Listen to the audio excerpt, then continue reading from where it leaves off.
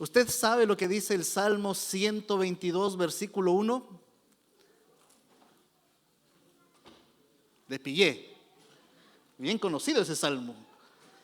Me alegré con los que me decían, a la casa de Jehová iremos. ¿Ok? Entonces en esta mañana de sábado, mire bien al que está alrededor suyo, al que está detrás, al que está delante.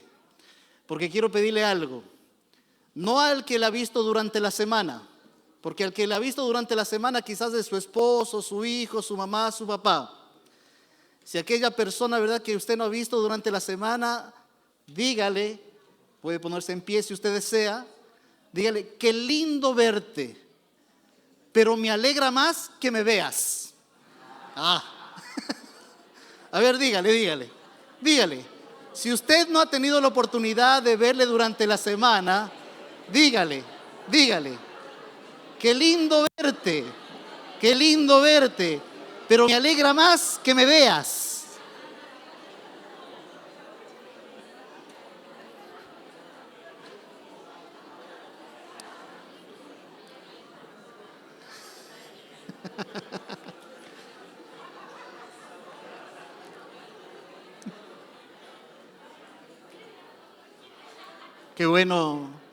Qué bueno sonreír, ¿verdad? Creo que por ahí hubo, ¿verdad? Se le infló un poquito el pecho cuando digo, pero me gozo más que me veas, ¿no?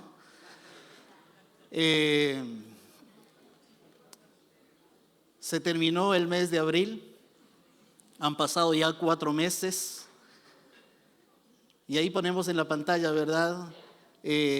Lo que sucedió el mes de abril, que no fue solamente un programa, que no fue solamente una semana. ¿Se acuerdan cómo titulaba la semana? El drama de la pasión. Y yo creo, ¿verdad?, que nosotros como cristianos deberíamos tener esa pasión por el Señor, por su iglesia y por compartir el mensaje de salvación. Debería ser un estilo de vida de nosotros como cristianos. Y por eso aparece un pasaje ahí también, el Salmo 118, versículo 24. Usted lo conoce, si lo conoce, ¿verdad?, está en su mente, en su corazón. Si no, le invito a abrir la Biblia, porque ahí nos dice el Señor lo siguiente: este es el día que hizo Jehová, nos gozaremos y nos alegraremos en él. Es un día para tener la satisfacción, el gozo de tener una relación mucho más estrecha con Dios, de poder intimidar con Dios, de poder comulgar con Él y de relacionarnos también con los hermanos. Qué privilegio que me ha dado el Señor en esta mañana de sábado, de poder estar delante de las personas más importantes y más ilustres de Quilpué. Solamente escuché un amén aquí. ¿Saben por qué? Porque la Biblia dice, el apóstol Pedro, que el pueblo de Dios es real sacerdocio, nación santa, pueblo adquirido por Dios. Entonces usted no es cualquier persona. Yo estoy delante de la niña de los ojos de Dios. Por lo tanto, tengo una tremenda responsabilidad para cada uno de ustedes en esta mañana, ¿verdad?, de poder compartir el mensaje de salvación. Ese personaje que aparece ahí fue un escritor francés, Jean de La Bruyère, y él mencionó algo y se le atribuye a él esta frase interesante, donde nosotros sabemos, ¿verdad?, que una vida en exceso a veces es malo. Algunas cosas que podemos practicar, incluso las que pueden ser buenas.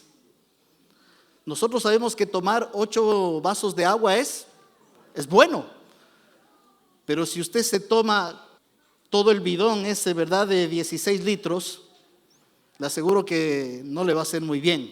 Y él dice lo siguiente: solo un exceso es recomendado en el mundo, y es el exceso de gratitud. Y cuando usted va a Primera de Tesalonicenses capítulo 5, versículo 16, el apóstol Pablo menciona justamente esto, que deberíamos de estar agradecidos en todo, en todo. Gratitud a Dios por todo.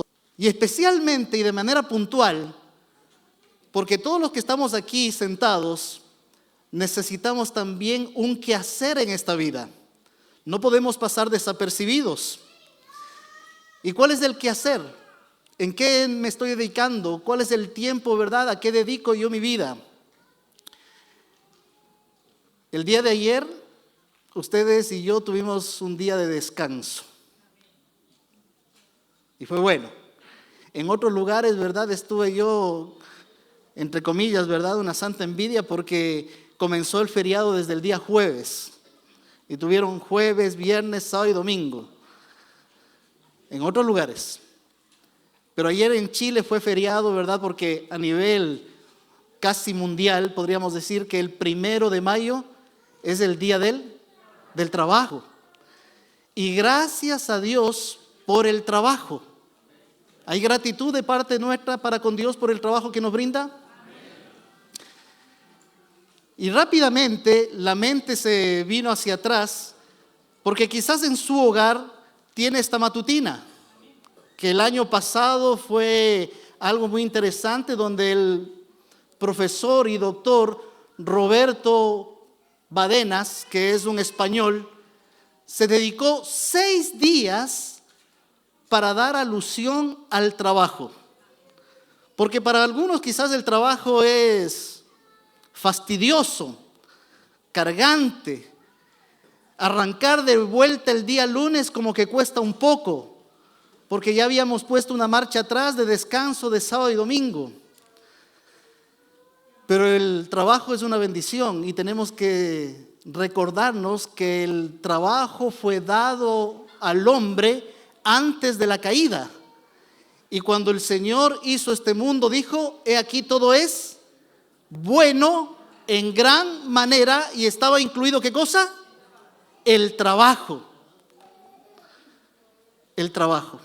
Ahora, obviamente, por vivir en un mundo de pecado, a veces, ¿verdad?, el trabajo puede ser, en algunos casos, una carga.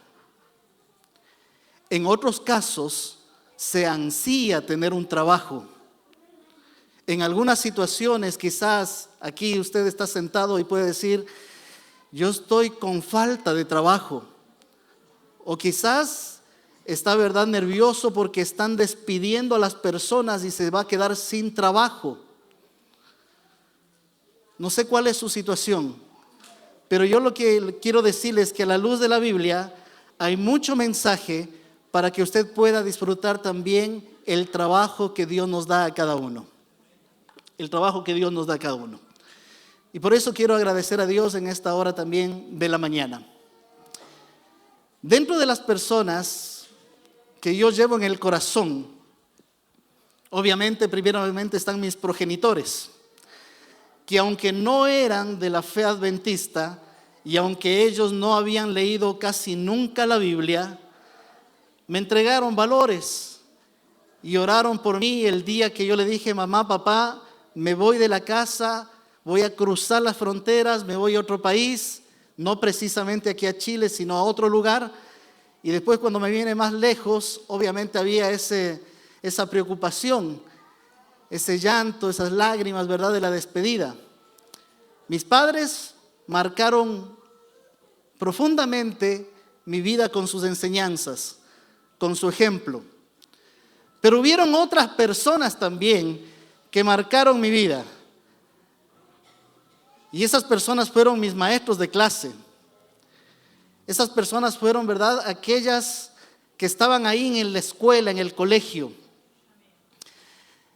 No precisamente del colegio popular que yo estuve los primeros años de vida. El colegio popular era grande, muy grande. Pero llegó el tiempo en donde el Señor se iba a encargar de enviarme a un lugar que era una cajita de fósforos. Porque el colegio adventista no era, ¿verdad?, como el de aquí de Quilpué. Era literalmente una cajita de fósforos atrás de la iglesia. Es como que el colegio estuviera atrás de la iglesia central de Quilpué. quizás unas 4 o 5 salas más, y eso era el colegio. Muy pequeñito. Pero fue allí donde conocí a esta dama que aparece allí. No era muy alta. Medía, ¿verdad?, entre 1,45 m a 1,50 m. Nada más. Pero ustedes saben que los buenos perfumes vienen en vasos, en frascos pequeñitos, bien concentrados. Esta mujer tenía una firmeza de carácter. Yo no me recuerdo de ella por su dulzura, no, sino porque era brava. Era la directora y era de esas diaconisas de antaño, ¿verdad?, que no volaba ni una mosca cuando ella estaba en el colegio. Ella era la directora. Y si ustedes, ¿verdad?, por ahí algún momento buscan acerca de las historias denominacionales de los países, y en cuanto a la parte de educación, la hermana Miriam Espinosa de Pítaro es muy ilustre en ese aspecto, porque fue la que fundó varios colegios y fue directora de varios colegios ahí, ¿verdad?, en el Ecuador. Y yo le agradezco a Dios de haberle conocido, porque con su firmeza comenzó a darme consejos y ejemplo para que mi vida pueda enderezarse. Y en el primer año, cuando ella era directora, ahí me bauticé, porque tuve personas que marcaron mi vida, que trabajaron por mí. Y me gusta mucho, ¿verdad?, lo que ustedes están apreciando ahí, en esa gema, ¿verdad?, de la educación cristiana, página 64, dice: por velar sobre sus alumnos como el pastor vela sobre el rebaño confiado a su cuidado. Yo estoy aquí delante de algunos que son maestros, profesores, docentes, directores, y algunos, ¿verdad?, que también tienen, ¿verdad?, ese servicio hacia los demás. Es un trabajo muy especial, muy especial. Pero haciendo alusión a ese pasaje de la Escritura, la Biblia está llena de mensajes de gratitud. Y yo comparto uno con ustedes. Por ejemplo, en el Salmo 136. Si me acompañan rápidamente a abrir las Escrituras, al Salmo 136. Y hay varios. Por ejemplo, el Salmo 100 es mucho más corto.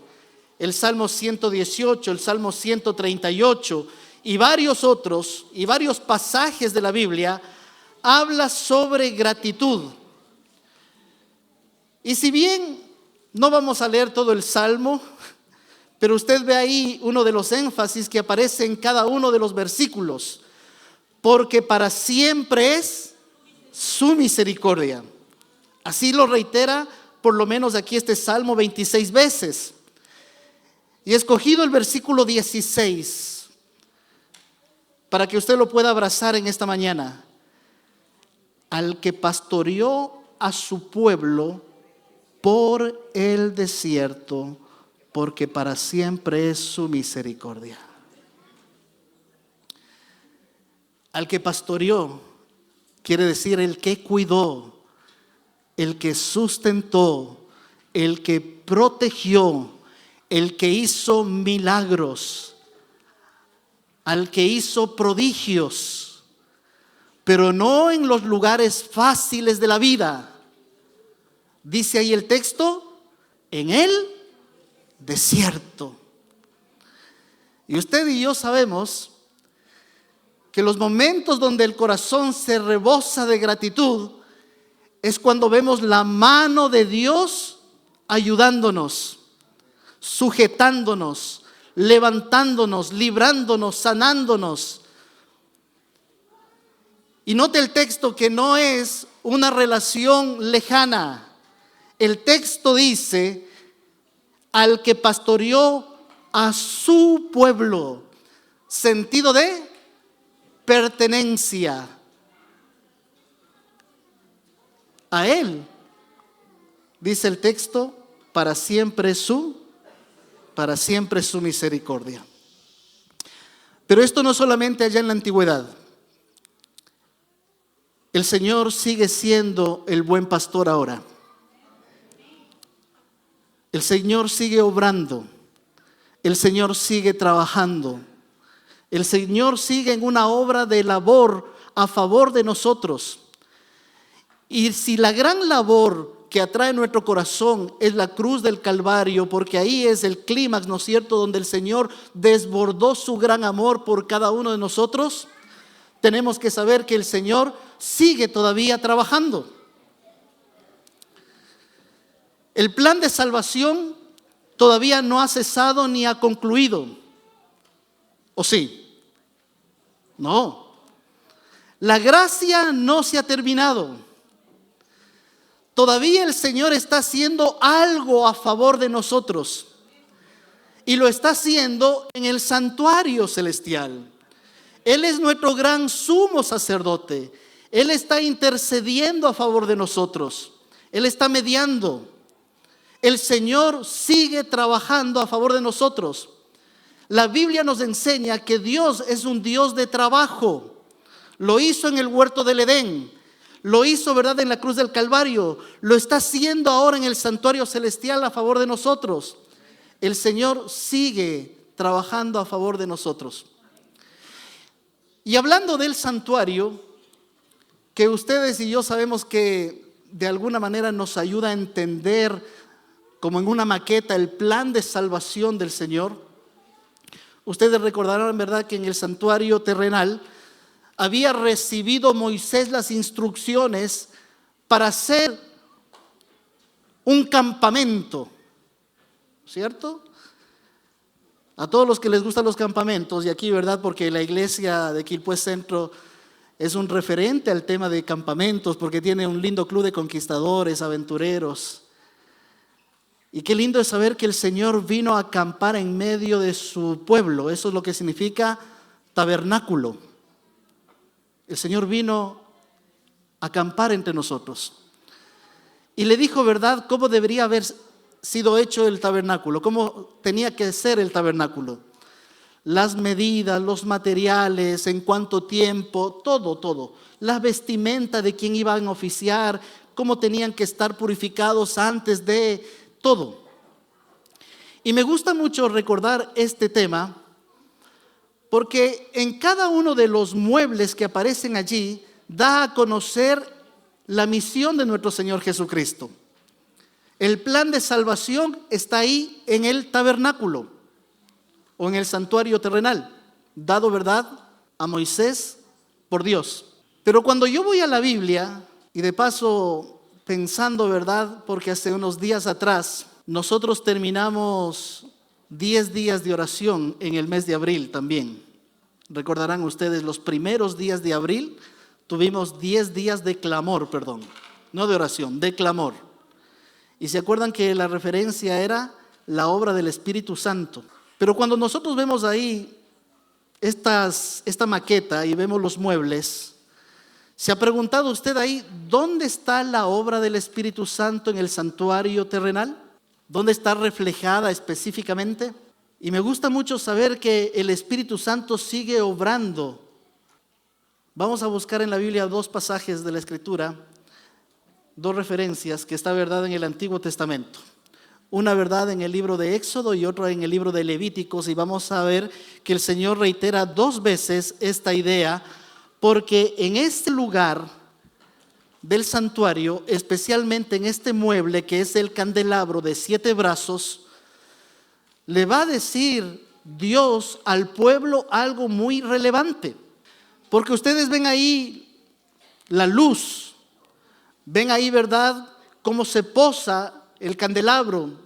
Obviamente es una imagen contemporánea para poder ilustrar solamente. Pero hay algo que no se nota ahí en el candelabro, pero está presente. Miren lo que dice la palabra de Dios, queridos hermanos, en Éxodo capítulo 27, versículo 20. Dice la Biblia de la siguiente manera: y mandarás a los hijos de Israel. Pero vamos a olvidarnos por unos momentos a los hijos de Israel, porque pareciera que este consejo, este mensaje solamente es para el Israel de antaño, pero no. Yo podría decir en esta mañana, Y mandarás a los hijos de Quilpué Centro que traigan aceite puro de olivas machacadas para el alumbrado, para hacer arder continuamente las lámparas en el tabernáculo de reunión, afuera del velo que está delante del testimonio. Las pondrás en orden, a Aarón y a sus hijos, para que ardan delante de Jehová desde la tarde hasta la mañana. Y cuando voy al libro, ¿no es cierto?, de Levíticos, nuevamente le reitera lo mismo.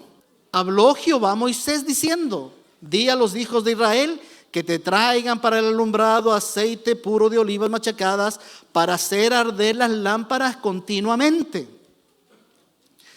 Que es algo que no se miraba, ¿verdad?, ahí dentro de los muebles. Específicamente la lámpara. ¿Qué no se miraba?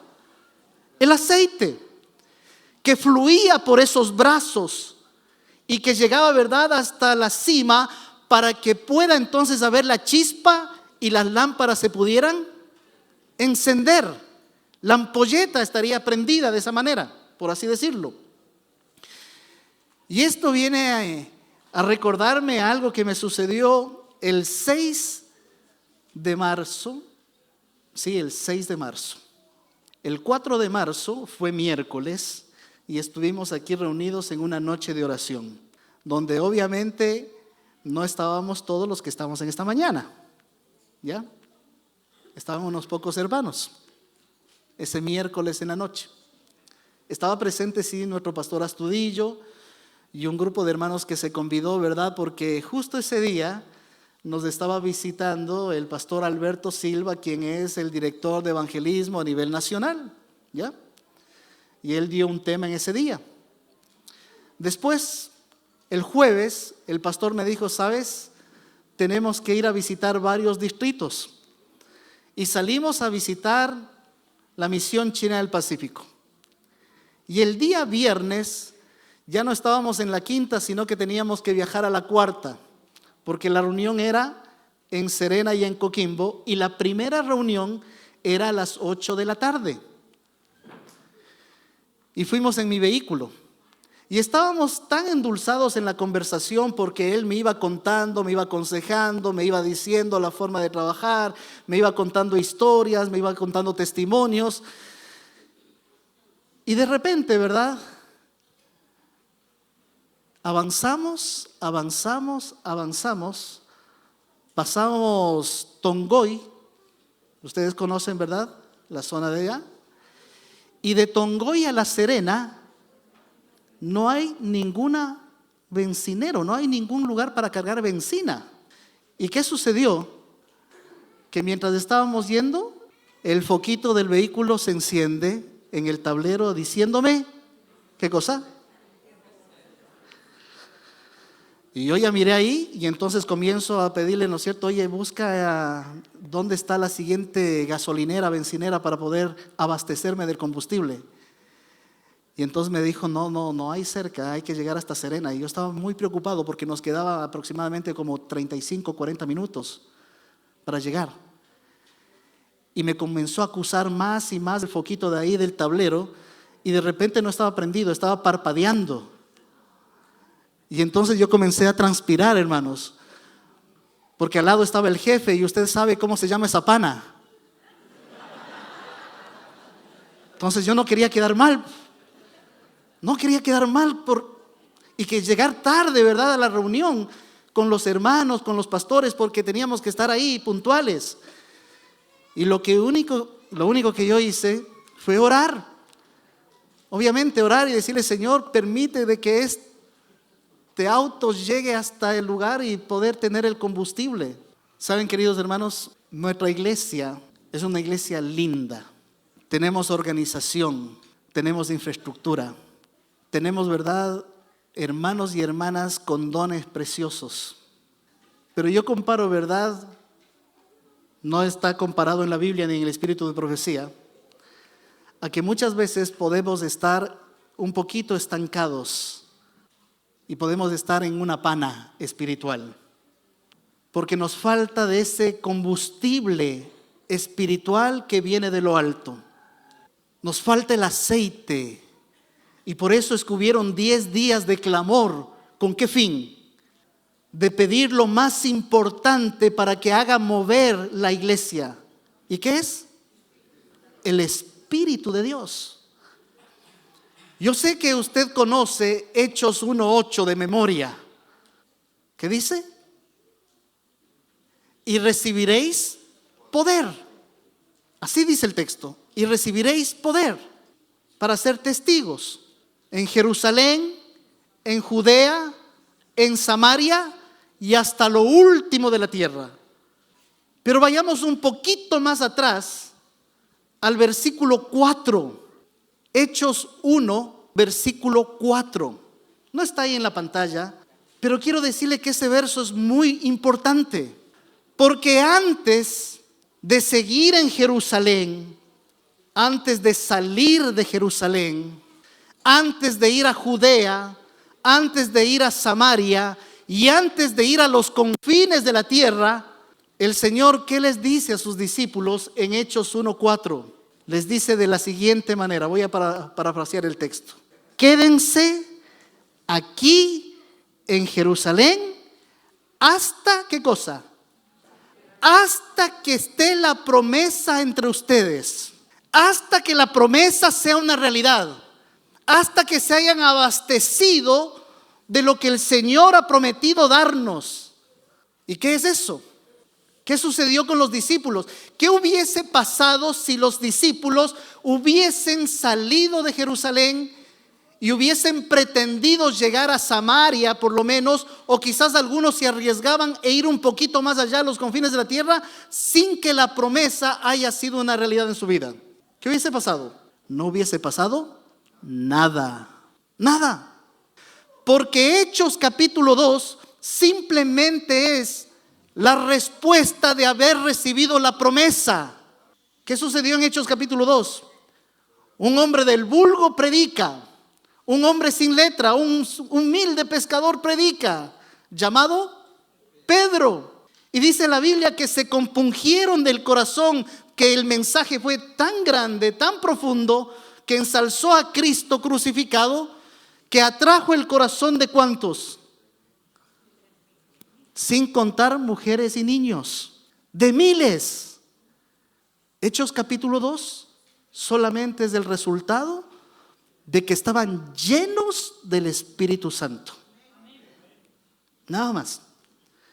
Y usted y yo sabemos que ahora que estamos a vísperas de la segunda venida de Jesús, porque ya no hay que hablar de rumores de guerras, ¿o sí?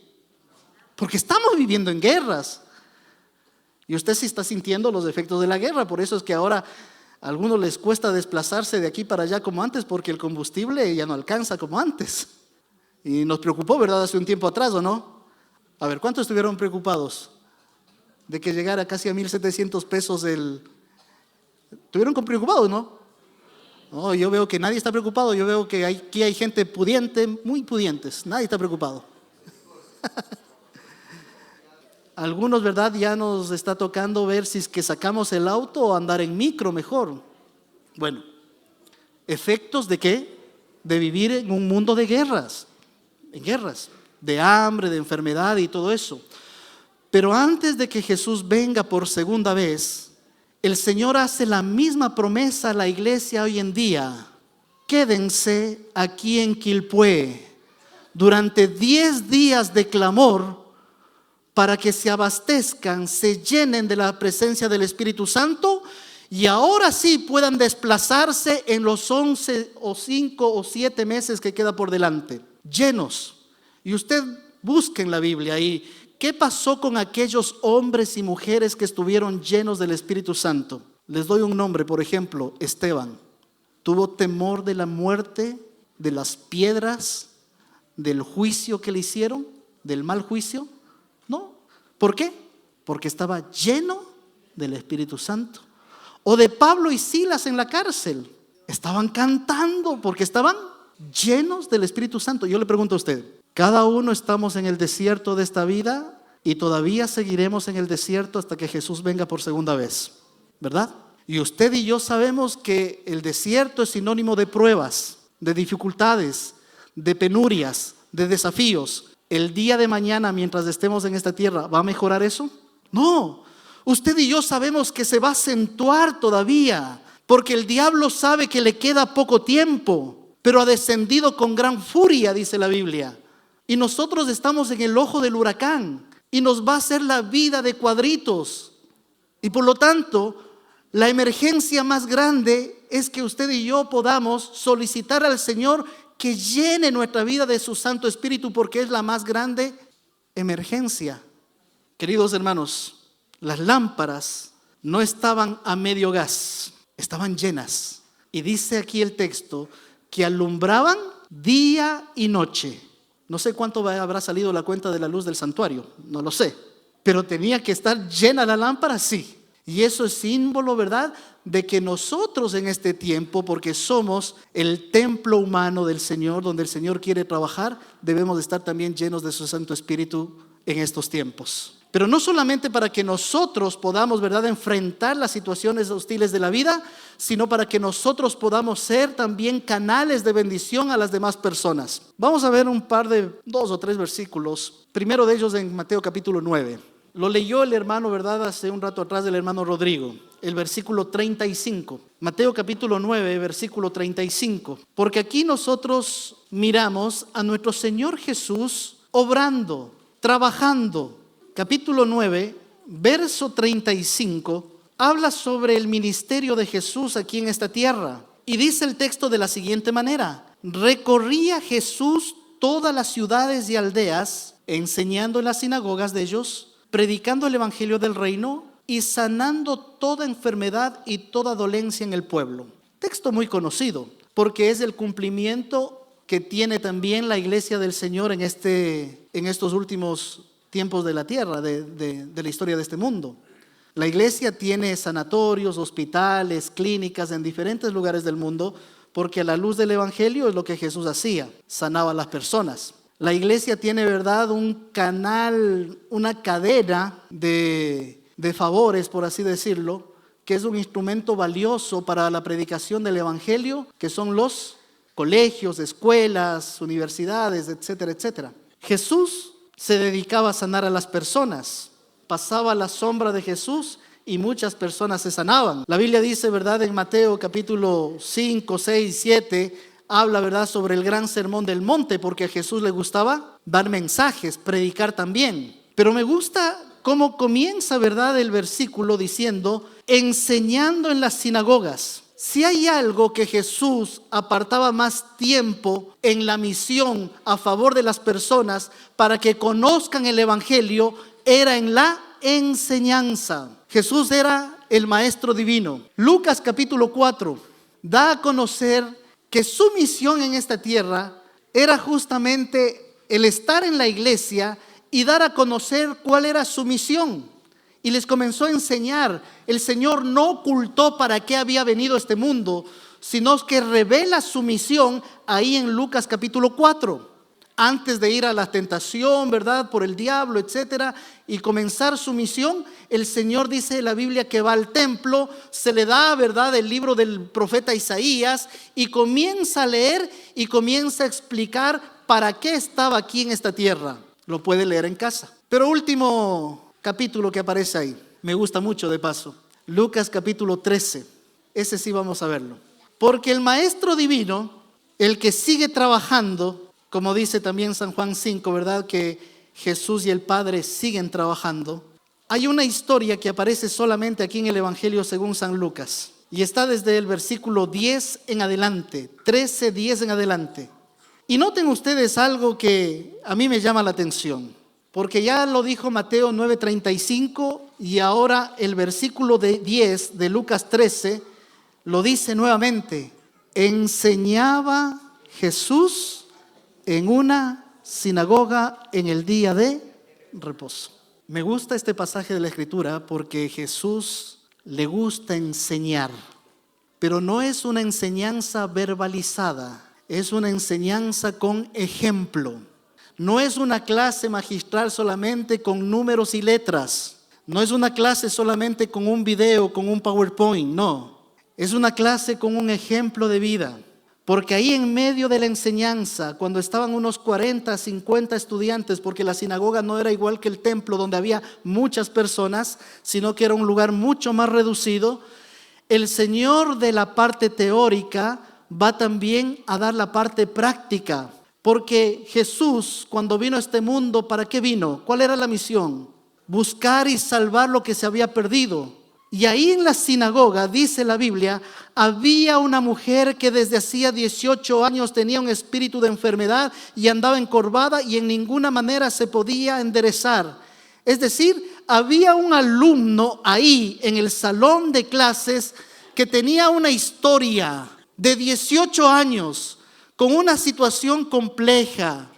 El profesor pudo haber terminado la clase y despedir a los alumnos y nada más. ¿Sí o no? Pero ¿qué hizo Jesús? Estaba enseñando y de repente yo creo que paró la clase y dijo: aquí hay alguien que necesita de mí. Aquí hay alguien que tiene una situación y ancla su mirada en la persona que está ahí presente. ¿Y qué hace Jesús? Un tremendo milagro de sanación y de salvación. De sanación y de salvación. ¿En qué día? En el sábado. Pero esta historia es triste de paso, porque nosotros deberíamos estar muy contentos porque esta mujer, esta alumna que tenía 18 años, ¿verdad?, con una situación complicada, que fue sanada, que fue salvada, todos deberían estar contentos, pero no es así. Versículo 14, y en el salón de clases estaba el alumno que todo se la sabe, ¿no? Ese alumno que a veces puede tener un sentimiento de arrogancia o de egoísmo. ¿Qué dice, verdad, el versículo 14? El principal de la sinagoga, en vez de estar contento, se enoja. Y Jesús tuvo que también en esa enseñanza ayudar a desnudar el corazón de este principal de la sinagoga y a otros más que pensaban como él, porque pensaban algunos que más importante eran aquellos mandamientos que habían puesto delante del sábado o alrededor del sábado que la vida de una persona. Y Jesús, ¿qué dice? No es así. Lo más importante aquí es esta persona. Y solamente el versículo 17, después de hacer ese remesón, después de haberle dicho, ¿verdad?, estas palabras duras al principal y todos los que estaban ahí escuchando, dice la Biblia, el versículo 17, al decir estas cosas, se avergonzaban todos sus adversarios, pero todo el pueblo se regocijaba por todas las cosas gloriosas hechas por él. Sí había gente que estaba contenta y que se fue agradecida, ¿verdad?, por las cosas gloriosas hechas por él. Otros estaban ahí, ¿verdad?, cabizbajos porque el Señor Jesús dio a conocer lo que abrigaba su corazón. Queridos, muchas veces ustedes y yo hemos visto la iglesia y hemos escuchado quizás esa frasecita: la iglesia es como un hospital. Y llegamos a una reunión de oración o llegamos a un grupo pequeño y decimos: ¿tendrán ustedes algún pedido? ¿Y cuáles son los pedidos? La enfermedad, la falta de trabajo, una situación con la esposa, una fricción con los hijos, una necesidad. Y no está mal que nosotros abramos el corazón. Y por eso alguien dijo, ¿verdad?, que la iglesia es como un hospital. Alguien por allí escuché decir, ¿verdad?, que la iglesia es como el arca de Noé. ¿Han escuchado? Porque es preferible estar dentro del arca, dentro de la iglesia, que fuera de ella. Pero todo eso, ¿verdad?, es algo romántico, ¿verdad?, de lo que puede ser la iglesia. Pero a la luz del espíritu de profecía, ¿qué es la iglesia? Vayamos un poquito más adelante. Quiero leerles este pasaje de la sierva del Señor en el evangelismo. Dice: nuestra obra nos ha sido señalada por nuestro Padre Celestial. Hemos de tomar nuestra Biblia y hemos de salir a amonestar al mundo. ¿Qué debemos de hacer los cristianos? Tomar nuestra Biblia. ¿Y qué dice ella? Salir. Así como Apocalipsis capítulo 18 nos dice: salid de ella, pueblo mío. La mensajera nos dice que nosotros tenemos que tomar la Biblia. ¿Qué cosa? Salir, amonestar. No a poner el dedo en la llaga para decir: estos son los pecados de Babilonia. No, sino para poder ayudar, para poder pastorear, para poder sanar a un mundo que se está deteriorando. Pero tenemos que saber lo que la Biblia enseña, porque va a venir el día de prueba, el quiz. Yo estoy delante de aquí de profesores, y los profesores saben, ¿verdad?, de que hay una materia, ellos dictan una materia, y el alumno tiene que retener la materia y después defender, ¿no es cierto?, una prueba con lo que ha retenido. Ahora nosotros aquí en la iglesia estamos en clases para retener lo que Dios nos dice en su palabra e ir afuera. Afuera no es fácil ir, aquí dentro es fácil, pero afuera es otra cosa. Pero ¿cuántos estarán dispuestos a ir? Ese es un tema. Por eso es que ella dice lo siguiente, y aquí, ¿verdad?, está uno de los puntos claves del mensaje de esta mañana. Cada iglesia debe ser una escuela práctica de obreros cristianos. Sus miembros deberían aprender a dar estudios bíblicos. Ahora, no solamente estudios bíblicos, quiero ser claros, porque los dones son diversos. Yo no sé cantar, pero qué lindo es cantar y verle cantar a Elvin, ver el conjunto de damas, de niñas, de jovencitas que cantan aquí en la iglesia. Qué lindo es saber, ¿verdad?, de que hay un joven por ahí que se apasiona con los Conquistadores, es el director de Conquistadores y está luchando para llevarle al club sudamericano y quiere de ahí y está exigiendo que las cuotas paguen los padres de paso. Apasionado por el club de Conquistadores. Ese es un don. Yo no soy fuerte en el club de Conquistadores porque los dones son distintos. Pero todos los ministerios dentro de la iglesia tienen un solo propósito. ¿Cuál es? Tomar la Biblia y amonestar al mundo. En el club de Conquistadores yo tengo que tomar la Biblia y tengo que tomar mi clase bíblica para los que están dentro y para los que están llegando por medio del club, ¿o no? Y es una gran agencia ganadora de almas. Y el ministerio de la mujer, aquí cerquita, les cuento solamente, porque ya se me fue el tiempo, en Quillota, la hermana Nancy, no sé si la conocen, pero la hermana Nancy no es una jovencita de 40, 50 años, es una jovencita sobre los 70 años. Y le digo jovencita porque ella parece una muchacha de 19, 20 años que con su edad tiene todos los lunes el ministerio de la mujer, donde reúne a 15, 17 personas, donde la mayoría son personas de afuera.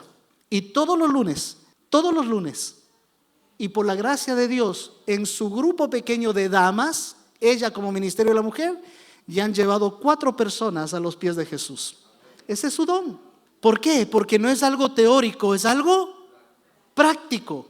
Y dice ahí, debería haber no solamente enseñanza teórica, sino también trabajo práctico. Y la primera persona, queridos, que debería estar aquí ayudándonos mucho, obviamente es el pastor distrital, pero también hay pastores locales. También tenemos directores, también tenemos misioneros, también tenemos inclusive pastores jubilados.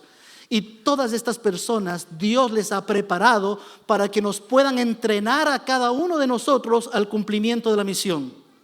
Entonces, queridos ancianos de iglesia, queridos hermanos, ¿verdad?, que tienen ya años en la fe, ustedes tienen que ser los instructores de todo el cuerpo de Cristo para el cumplimiento de la misión. Y esto nos ayudará a ¿qué? Miren, si los pastores, los ministros, los ancianos, los que tienen ya años en la fe, enseñaran a trabajar a los hermanos y hermanas y depusieran la carga sobre ellos, de paso, a veces pensamos y nos da esa tentación, ¿verdad? ¿Quién debería dar los estudios bíblicos? El pastor, porque al pastor le pagan. Y yo quiero decirle que a usted el Señor también le ha pagado. ¿Y sabe cómo nos ha pagado el Señor? Con un precio incalculable. Todos podemos abrazar la gracia de Jesús. Y cuando hemos abrazado la gracia de Jesús, con Él vienen las demás dádivas. El pastor ha recibido la gracia del Señor, el hermano laico ha recibido la gracia del Señor, y por lo tanto el Señor espera que cada uno de nosotros proporcionalmente tomemos esa carga en nuestras manos. Pero ¿qué es lo más fácil?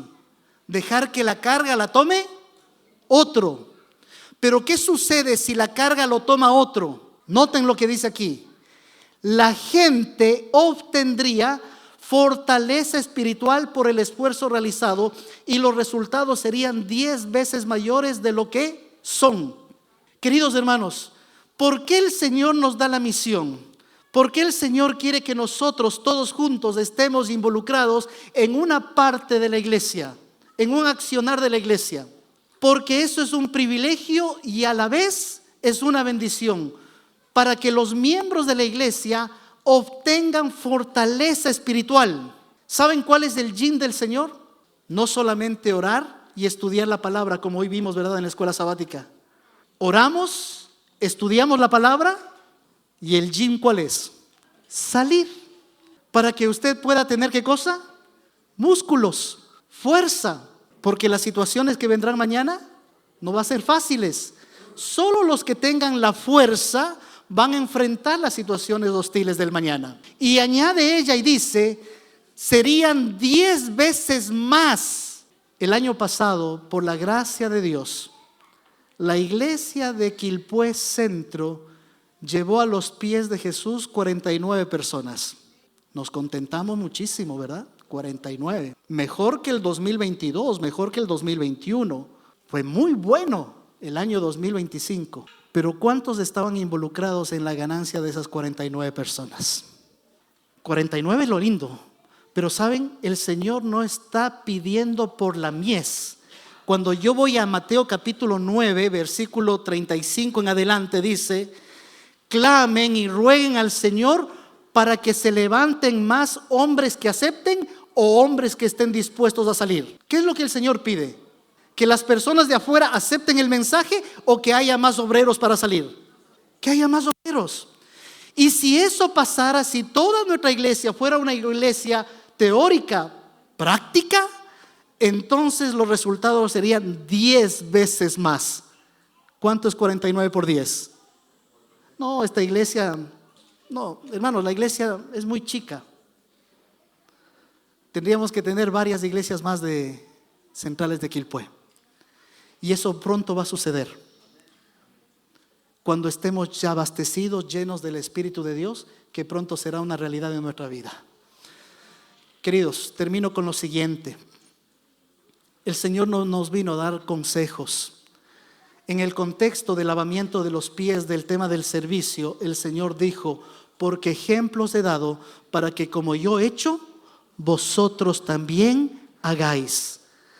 El Señor Jesús vino con una misión y ahora el Señor me da el privilegio de yo ser parte de esta misión.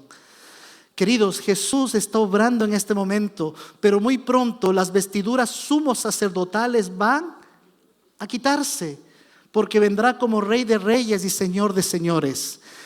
Queridos, el Señor nos advierte y nos dice lo siguiente: me es necesario hacer las obras que me envió, entre tanto que el día dure, porque la noche viene cuando nadie puede trabajar. El día de mañana más de alguno va a decir: ¿por qué yo no estuve dispuesto a? ¿Por qué no me involucré en este departamento? ¿Por qué yo no pude ir a visitar? El tiempo es ahora. El día es ahora. La noche es sinónimo, ¿verdad? ¿De qué? De peligro. Y el Señor me dice: no esperes que llegue el peligro para que recién vayas y te levantes y salgas. Comienza ahora. Y queridos, vienen los tiempos de este año 2026 que son más difíciles quizás. ¿Por qué? Viene el frío, vienen las bajas temperaturas, viene el tiempo de los calzoncillos largos, viene el tiempo de las chaquetas, ¿no es cierto? Y ahí con qué ganas da ir a visitar, con qué ganas da de reunirse en un grupo pequeño. Pero hermanos, no importa si viene el frío, el Señor nos está convidando igual. Queridos, terminó enero, abril, y ahora nos lanzamos a julio para un nuevo hito, para un nuevo ciclo. De aquí hasta la última semana de julio nos queda 12 semanas. ¿Qué vamos a hacer en 12 semanas? ¿Vamos a hacer las manos de Dios?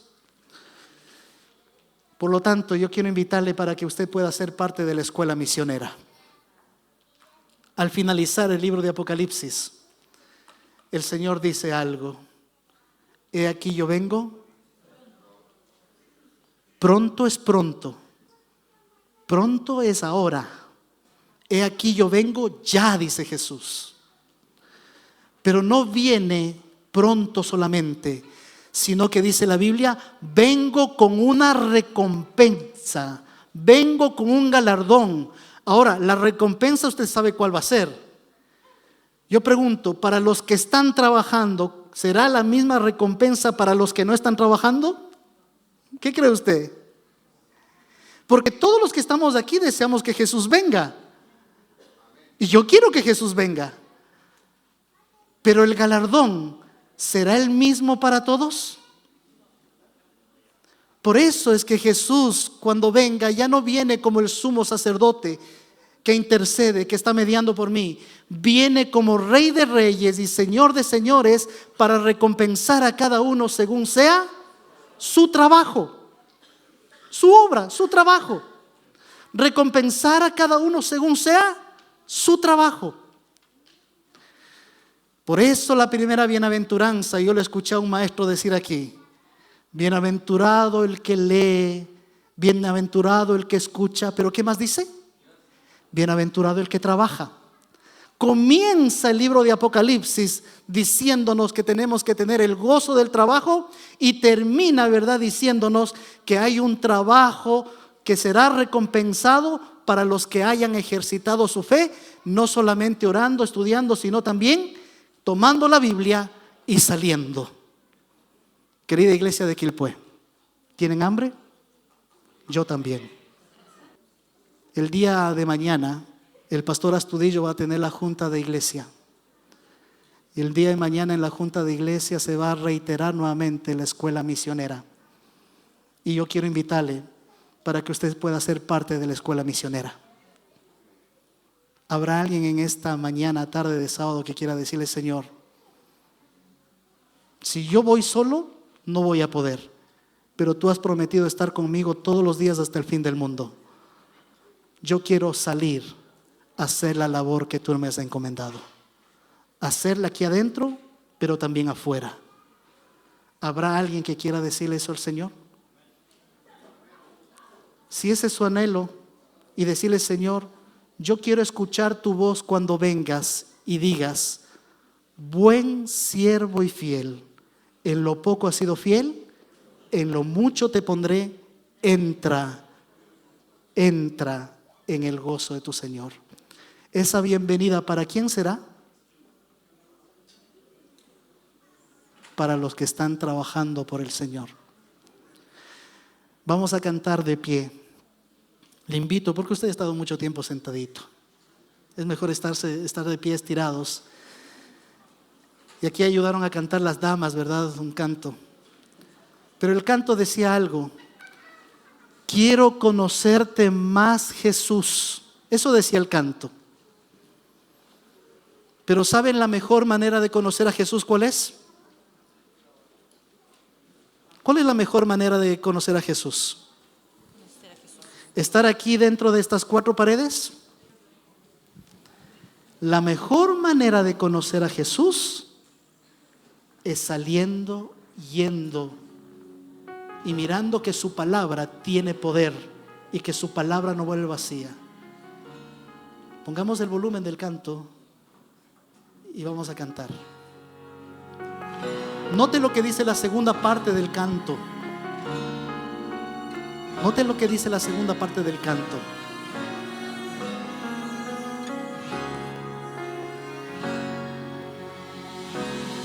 Quiero encontrarme cada día contigo y en tu palabra escuchar tu voz. Quiero abrirte el corazón como un amigo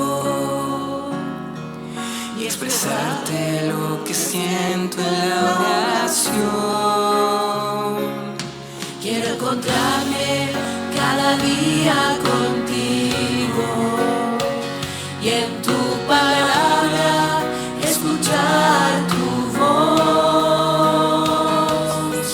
Quiero abrirte el corazón como un amigo y expresarte lo que siento en la oración. Quiero conocerte más y más, quiero conocer tu corazón, oh Dios, mi Rey, mi Señor, que me amas tal y como soy, que me aceptas como vengo hoy, me limpias, me transformas. Quiero conocerte más y más, quiero conocer tu corazón, oh Dios, mi Rey, mi Señor, que me amas tal y como soy, que me aceptas como vengo hoy, me limpias, me transformas y me haces como tú. Escuche bien esta parte. Cantemos juntos. ¿Qué es lo que queremos ser? Ser el aliento alcanzado, hazme llevar tu palabra al pecador. Quiero darle esperanza al angustiado, hazme hoy un instrumento de tu amor. Quiero conocerte más y más, quiero conocer tu corazón, oh Dios, mi Rey, mi Señor, que me amas tal y como soy, que me aceptas como vengo hoy, me limpias, me transformas. Quiero conocerte más y más, quiero conocer tu corazón, oh Dios, mi Rey, mi Señor, que me amas tal y como soy, que me aceptas como vengo hoy, me limpias, me transformas y me haces como tú, y me haces como tú.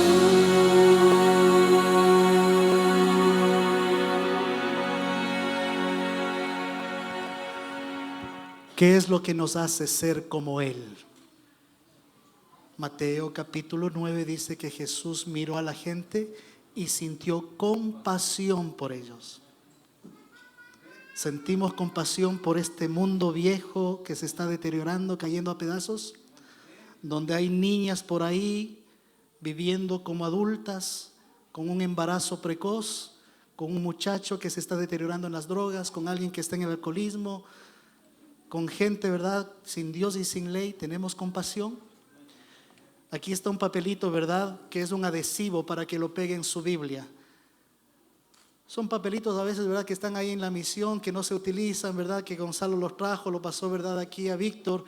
Pero no es un papel cualquiera, es un papel de clamor, es un papel para interceder por aquellos amigos que yo quisiera compartir la fe en este tiempo que viene por delante. ¿Usted lo recibió? Si usted lo recibió, entonces ese va a ser nuestro primer trabajo. Doblar las rodillas y orar por estos 5 nombres. Y después del otro trabajo, obviamente, viene combinado. Ahora voy a salir a predicar. Pero para salir, tengo que estar incluido en la escuela misionera. El año pasado se graduaron solo 12. Ojalá que este año se gradúen. ¿Cuántos están aquí? ¿80, 90? Más, yo creo. Ojalá que más, mucho más, se gradúen en este año como miembros que quieren ser las manos de Dios en este tiempo. Oramos.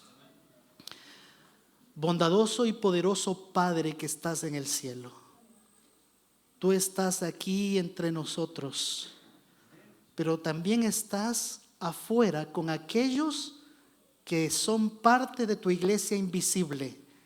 Pero esa iglesia invisible todavía está deambulando por este mundo, en el desierto de este mundo, con penas, con tragedias, con enfermedades, pero sobre todas las cosas, sin conocerte a ti. Y por eso tenemos que hacer un llamado a esa iglesia invisible para que se una a la iglesia visible y podamos ser un solo cuerpo que extienda las manos y que pueda decir: este es nuestro Dios, le hemos esperado. Pero le hemos esperado ¿cómo? Haciendo lo que tú viniste a hacer a esta tierra, a enseñar el camino de salvación. Y ahí podríamos decir todos juntos: le hemos esperado y Él nos salvará. Acompaña, Señor, a cada uno de los jóvenes, de los preciosos jóvenes de aquí de la iglesia de Quilpué Centro, de los niños, de ese ramillete lindo y grande de niños, porque esos niños y jóvenes también tienen que ser involucrados, incluidos en la misión, para que el día de mañana puedan también estar anclados en tu iglesia. Si nosotros no les damos qué hacer, ellos no van a aprender, Señor, el día de mañana qué es lo que tienen o cómo tienen que enfrentar esta vida. Y todos nosotros como adultos, ayúdanos a abrazar la misión con pasión, sabiendo de que tú vienes pronto. En nombre de Jesús, amén, Señor.